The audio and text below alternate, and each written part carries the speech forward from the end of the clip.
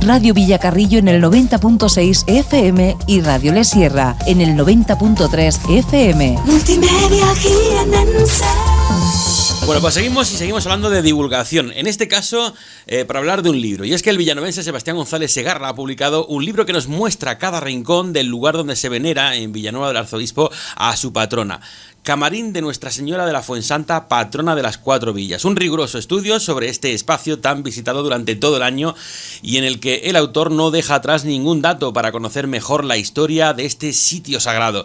Se trata de una publicación que llega para ayudar a entender la iconografía, riqueza y paleta del Camarín tal como se conoce actualmente y de cómo se ha llegado a día de hoy, donde se va a acometer pronto un proceso de restauración en el que ya se trabaja desde la parroquia. Pues bien, para hablar de este libro nos acompaña hoy Sebastián González. Sebastián, ¿qué tal? Buenos días. Hola, buenos días. Bueno, pues un libro que le echa un vistazo por encima y no lo he leído todavía, pero en el que se ve que ha habido ahí un trabajo muy currado, es decir, sí, muy minucioso. Sí, son como mínimo un año de trabajo, trabajando en fuentes documentales, fuentes directas y luego además yendo directamente, personalmente, a muchos lugares de España para contrastar las semejanzas, los parecidos, las asociaciones que se podían establecer. Pues, desde Valladolid, desde Tiedra hasta Málaga vivo, pero bueno, hasta Sevilla está en varias ocasiones.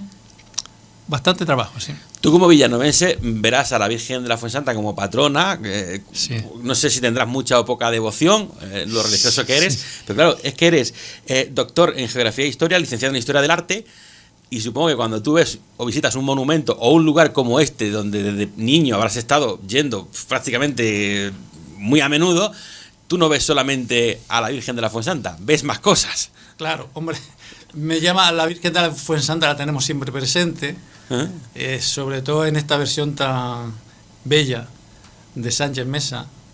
Y yo desde hace ya muchos años estoy un poco impresionado, diría, por el entorno que le rodea, por el Camarín. Ajá. No solo el santuario, sino el Camarín. Y el hecho de que mi tesis estuviera relacionada con el reinado de Felipe V, pues con la pintura concretamente, me movió a tratar de profundizar en el conocimiento del Camarín, porque me parece único en la provincia. Hay muchos interesantes, o varios bastante interesantes. Cada uno de ellos son únicos por algún motivo peculiar, pero este es único por más de un motivo. A ver, vamos sin destripar el libro, pero sí, no lo voy a destripar. ¿Por dónde va ese estudio? ¿En qué se basa y dónde incide? Sí. Se incide fundamentalmente en el estudio de lo que es el concepto de camarín, la aparición de los primeros camarines, una introducción al concepto histórico del camarín y una indagación sobre fuentes escritas ya, publicadas hace poco por Asensio. Y basándome en esos datos que aporta Asensio, empecé a articular el discurso relacionado con la historia, aclarar un poquito el entorno histórico de este monumento. Y una vez hecho eso, mi interés se centró en pormenorizar, caracterizar arquitectónicamente, pictóricamente, decorativamente el Camarín, para describirlo lo más minuciosamente posible y para incluso aventurar una posible lectura iconográfica. Esto siempre es muy peliagudo, es peligroso, es un poco aventurado, el tratar de aventurar una lectura de un espacio. Pero con los datos que se han conocido últimamente, que se han publicado últimamente, yo creo que se puede intentar. Que posteriormente se pueda variar, matizar, incluso anular, es posible. Y todo eso no hace nada más que enriquecer el conocimiento del Camarín. ¿El Camarín es una muestra viva del recorrido de la historia de este santuario? Es decir, ¿ha ido modificándose o está tal cual se construyó? No. El Camarín, el aspecto actual, lo que hoy vemos en el Camarín, posiblemente esté fundamentalmente condicionado por una actuación que se realizó en 1881. El camarín se construye entre 1716 y 1730, puede que comenzara antes de 1716 el proceso de construcción. Pero hay una actuación en 1881 financiada por Tomás Millán, que es quien financió la avenida y facilitó la avenida de los Trinitarios al santuario, en la que se restauró ese camarín y se retocaron las pinturas. Las pinturas, me refiero a las pinturas de la serie de la vida de la Virgen que hay en los muros.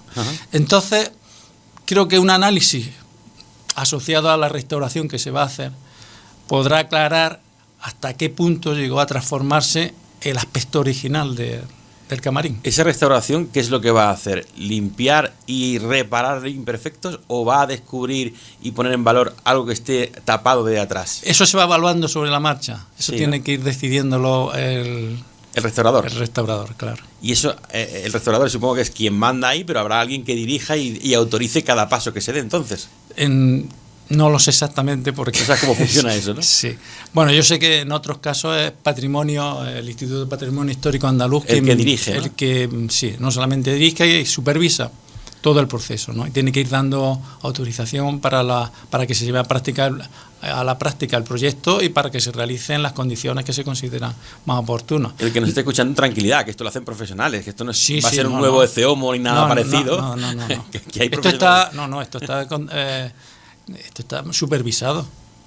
Sí, por gente que entiende de este tema y que no va a dar lugar a que se destruya nada, ¿no? Cuando la gente entra al camarín, por ejemplo, ahora en San Miguel, el día de la Fuensanta, que son días especiales señalados donde, sobre todo porque la Virgen la viste de forma especial y la gente aprovecha para hacerse fotos con ella, la gente no suele reparar en lo que encuentra en ese entorno. Entra a ver a la Virgen, a hacerse una foto y ve un lugar muy bonito donde está ubicada durante los 365 días del año. ¿Qué vería alguien, qué encontraría alguien si se detuviera realmente a ver dónde está metido, dónde está situada la Virgen? Pues eso es lo que pretende desvelar este libro. ¿Cómo lo resumirías? Pues va a haber un ámbito, un espacio, que es un espacio diseñado especialmente para ella. Es su pequeña residencia real, la residencia de la reina, una residencia que está entre el cielo y la tierra, un espacio que gracias al sistema de iluminación natural crea una atmósfera que es única y que además se traslada al santuario a través del vano principal que conecta con el santuario. Con el libro, esa visita, ese rato que se puede echar no solo viendo a la Virgen, sino viendo dónde está, con el libro podemos entender cada palmo de lo que hay allí metido. Sí, dentro del camarín creo que sí. Sí. Sería la guía fundamental, ¿no? Como cuando vamos a un lugar desconocido y te dan una audioguía de esa que tienes que pagar, alquilar, y te va explicando lo que estás viendo allí. En este caso, la guía sería este libro porque has descrito minuciosamente todo lo que hay ahí, pero además con fotografías incluso. Sí. Y además documentado todo, que es lo que has dicho. Has tenido que viajar, mirar archivos, documentos para documentarlo todo perfectamente. Sí. Y todo eso, a toda esa descripción que es muy minucioso y que yo aconsejo que se haga siempre observando las ilustraciones. Y yo entiendo que puede ser, en cierto momento puede llegar a ser un poco tedioso. Por lo tanto, es una cuestión de tomarse la lectura poquito a poco. Los términos que forzosamente tienen que ser técnicos en determinados momentos se pueden obviar o se puede tener un pequeño diccionario al lado para consultar. He procurado aclararlo o utilizarlo lo menos posible, pero en determinados momentos puede que alguien pueda encontrarse un poco ajeno a lo que va leyendo, es decir, un poco desvinculado de lo que va leyendo al ver ese vocabulario. Pero bueno, yo creo que se puede seguir, si se va observando las fotografías, claramente los tres niveles observables, que son los de los muros, un primer nivel terrestre que corresponde al cuadrado del espacio del primer nivel, luego pechinas y arcos, los espacios semicirculares que están entre las pechinas, que sería un espacio intermedio, y por último el espacio divino con los ángeles en la cúpula, la pequeña bóveda. Ahí aparecen diferentes elementos que actúan como protagonistas en cada uno de esos espacios. Tienen protagonistas diferentes. Sí, sí, sí. Y en el primer espacio, quizás es una de las peculiaridades del Camarín, llama la atención la serie de la vida de la Virgen, Ajá. porque es una serie muy curiosa en la que en muchos casos se pensó, o podía pensar alguien, que incluso la misma Inmaculada estaba repetida 2 veces, una frente de otra, al principio y al final, porque se lee desde noreste hacia sureste, en sentido contrario a la aguja de reloj. Empieza la Inmaculada Concepción, la Concepción de María. Un segundo cuadro que es interesantísimo, es único, que representa lo que Soledad Damas llamaba la entrega de la Virgen a Dios Padre, o el ofrecimiento de la Virgen a Dios Padre. Es un cuadro de temática única. Y luego los episodios más o menos normales de la vida de la Virgen. La visita, la entrada en el templo de Jerusalén, los desposorios, eso es importantísimo, en el centro del arco, de la embocadura del arco hacia el santuario, la encarnación, la visitación y por último la ascensión. Ascensión e Inmaculada son muy parecidas, pueden llevar a confusión. Y eso es extraordinariamente original. Es verdad que no son pinturas de mucha calidad, pero yo creo que es un programa muy bien pensado. Muy pensado. No sé si bien o mal, pero muy pensado. O sea, hay una planificación previa a la hora de estructurar cómo va la distribución de lo que es el templo. Sí. Y entre ellos, en el primer nivel, los protagonistas son siempre las guirnaldas y los festones con frutos y flores. ¿Por qué? Porque son es lo que vemos, es decir, todo entre los cuadros, los elementos que separan y articulan el muro son esos elementos, las guirnaldas y los festones. Y en el fondo hay una pintura, también una pintura al temple en el muro, rellenando los huecos, que yo no tengo seguridad de que sean del 18 o del 19. Yo estoy inclinado a pensar que puede ser una de las modificaciones del siglo XIX, pero no tengo absoluta certeza. Y sobre eso, es que los únicos elementos que aparecen ahí son esos, son los elementos vegetales, que incluso aparecen también en los cajeados de las pilastras, donde aparecen curiosamente en el cajeado unos pepinos y unas berenjenas, y al final, casi al final, no el último elemento bajando, están descendiendo en una guirnalda, y en la parte final aparece un racimo de uvas. Ajá. Que puede tener un significado también más o menos relacionado con el Antiguo y el Nuevo Testamento. Todo eso se pormenoriza ahí. Con el libro solamente no hace falta estar dentro del santuario para conocer todas las explicaciones que desarrollas aquí en el libro, pero sí podría ser recomendable, ¿no?, el visitar el santuario durante la lectura. Sí, y si no después de haberlo leído. Yo creo que se va a entender de una manera diferente. Se puede hacer una visita antes y después. Antes, también. Diferente a lo que se está acostumbrado. La gente dice, voy a ver a la Virgen. Sí. Entra allí, el sitio es precioso, y va a ver a la Virgen. Algunos rezarán, otros la contemplarán y se van a su casa, ¿no? Quizás estaría bien una visita previa, pero ya para ver a la Virgen y el camarín, observar, verlo todo. Y una vez que ya te has quedado con la fotografía en la cabeza y te vas a tu casa o te sientas en un parque, abres el libro y te inicias la lectura. Cuando termines la lectura vas otra vez. Ya no se va a ver igual. No, la comprensión del espacio va a ser totalmente diferente. ¿Cómo te dio por hacer este documento? Pues me dio... Es una historia un poco rara, porque después de 9 años, quizás más, trabajando en documentación, en archivos y todas esas historias para presentar mi tesis, yo me cansé de este tipo de trabajo. Me dediqué a hacer gimnasia, a estudiar idiomas, algo más pasajero, ¿no? Coincidió con mi jubilación también aquello. Y entonces mi mujer se empeñó en decirme, no, es que hay que ver que con lo que tú puedes hacer por el conocimiento de la historia, que te estés ahí perdiendo el tiempo. Cosas que no... Y me hacer convenció, deporte, dice, hacer deporte. Y me convenció. Yo creo que ya no me convence más, pero bueno. ¿Cuánto tiempo te ha llevado a hacerlo? Eso, 1 año como mínimo.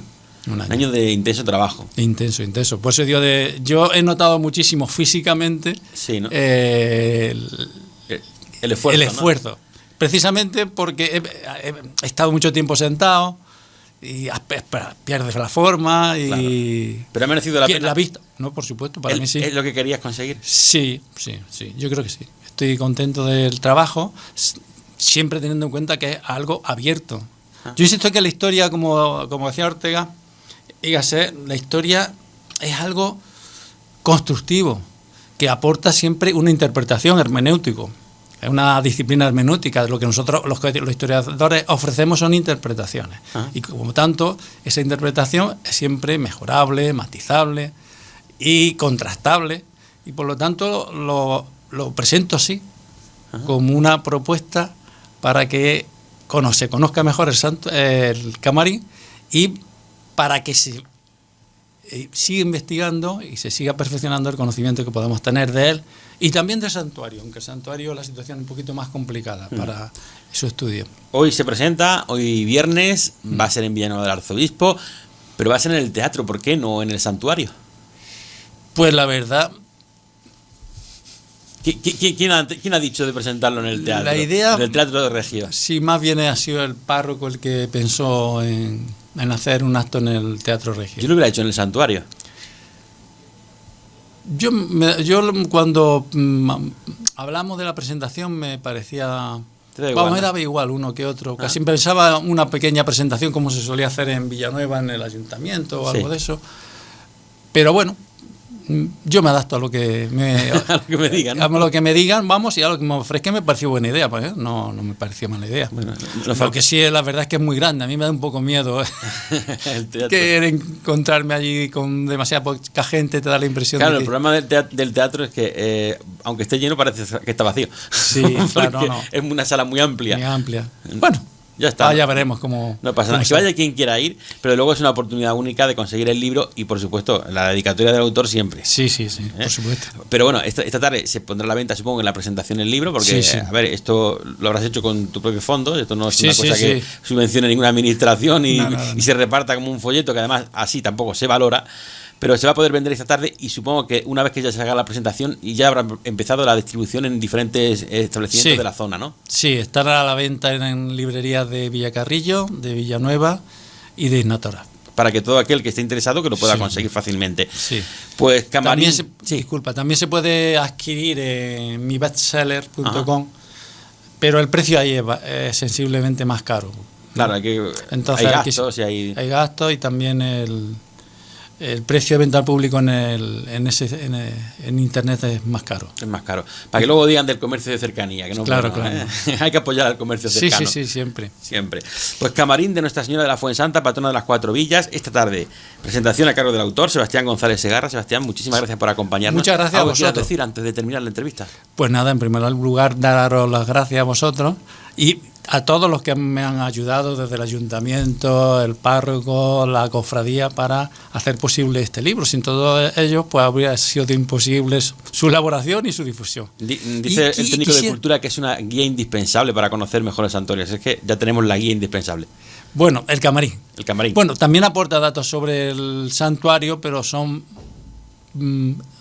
datos ordenados, puestos en orden, pero es un pequeño resumen sobre la historia del santuario. Muy bien. Hay otras publicaciones que presentan más detalladamente la historia del santuario. Sí quisiera decir solo una cosa. Dime. Y lo digo porque estoy en Villacarrillo. Y es que en la lectura del libro, una de las cosas que peor llevo cuando hago un libro son las correcciones. Sí, ¿no? Porque 1000 veces corrijo y 1000 veces veo errores. Y claro, ha pasado. Eso nos pasa más de uno cuando hacemos un texto de alguna clase. Exacto. ¿No? Y luego al final encuentras cosas mal cuando ya es tarde, ¿no? Y lo digo ahora y aquí en Villacarrillo, porque en una de las referencias bibliográficas que se habla de un artículo publicado en el libro de actas de las primeras y segundas jornadas histórico-artísticas de las Cuatro Villas, se cita el artículo Ilustres Villanovenses y Santuario de la Fuensanta. Ajá.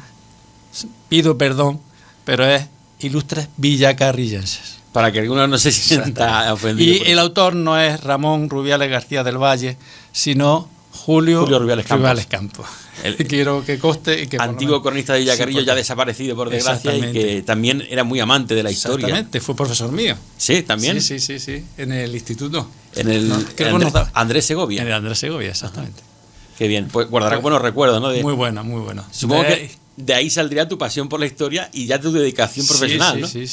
Bueno, estudié magisterio, pero sí. Sí, muy bien. Pues muchísimas gracias, Sebastián, y un placer. Ya sabéis que estoy a vuestra disposición. Estaremos por la presentación para que toda la gente pueda luego disfrutarla en su casa en 10 Televisión Las Villas. Que vaya bien y un placer conocerte. Igualmente. Mira, te voy a dejar esta.